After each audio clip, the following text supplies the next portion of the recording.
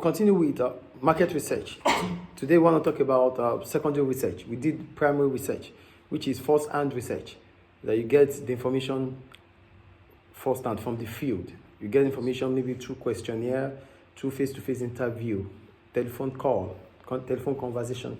These are primary research. But when it comes to secondary research are research that this is a kind of research that it is not first-hand, it's a desk research. Someone has done the research and you are having the information, not first-hand anymore. You're not the one that did the research. Someone has done the research. It could be internal. Maybe the company has some past information that you need to use right now. That's the secondary research. That's why we call it desk. So the information has been gathered before you. So you are just to use those information. That's the secondary. But let's read anyway. Secondary research. Are you there, please? Secondary research. A secondary research or desk research involves the collection of secondary data.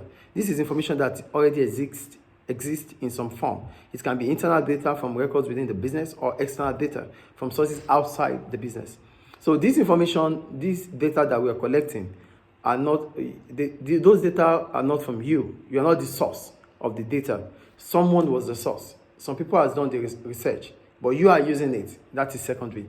If it's about information within your business, within your organization, maybe sales record of the past, maybe customer records of the past. These are internal secondary research. But if it's from outside of the business, it is external. So we go on to methods now. Methods of secondary research. The first method here is websites. You know what websites is, right? Okay. So it said a business can carry out secondary research by gathering data from the websites of rivals. By analyzing the websites of competitors, a wide range of information can be gathered very easily and cheaply.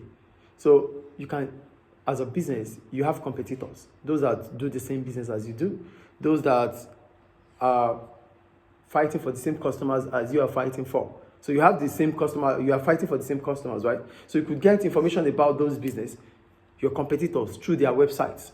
So you want to know more about your competitors. You can, because their website is accessible. You can access it. As a result, you can gather information from there. Those information can be useful for you as a business. You get it? You have your own company.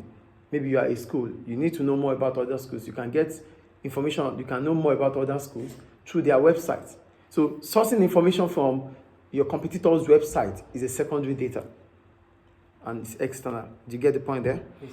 For example, here they said, information about prices charged, product ranges, delivery terms, payment terms, store locations, details of special offers and useful links that might provide even more information.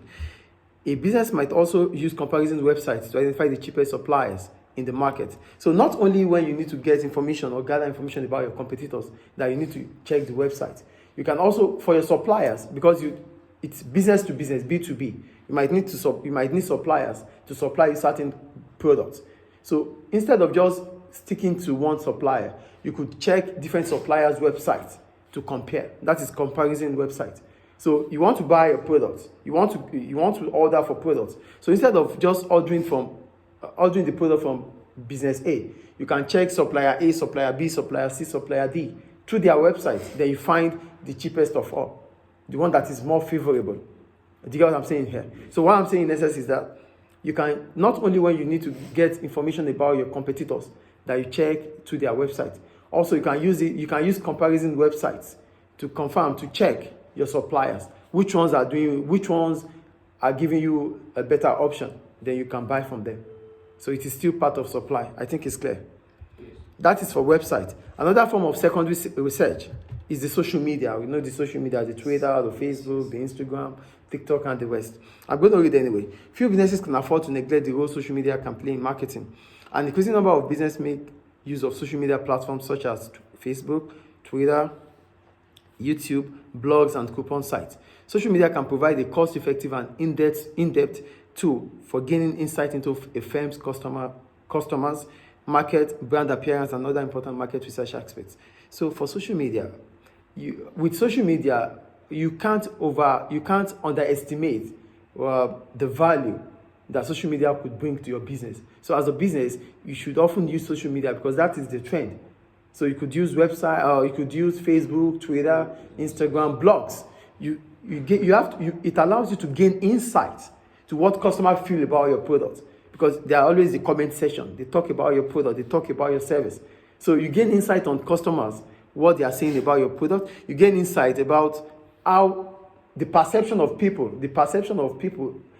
towards your brand, what position you are as a business. Through Facebook, Twitter, you can get to know these things. Because when you post something about your brand, you get to receive different comments. So if the comments are favorable, if the comments are positive, it means your business is doing well. Yeah. Do you understand? So that's about social media. You cannot underestimate the value it could bring to a business. So most of businesses, their marketing strategy is through social media because that's the latest trend. I think it's clear. Is it clear, please? Yes, yes. The third one, television and radio. Are you there? Are you there, please? Yes. Okay, but before we go there, they said we'll talk about the advantages of social media here. So what are the advantages of social media? One, broad reach. It can reach millions of people all around the world. One of the first advantages of social media is that it has a large reach. It could reach large numbers of people. My YouTube I have subscribers from UK, I have viewers from UK, I have viewers from Bangladesh, from Sri Lanka, from Kenya, from Dubai, and the West. So with social media, you could reach a large number of viewers. You could go anywhere around the world. They could see your product, they could see your service around the world. That's a broad reach. Two, ability to target. Social media allows specific groups of people to be targeted. With social media, if you want to use Facebook, Facebook is for the middle age, like from 40 or 30 above.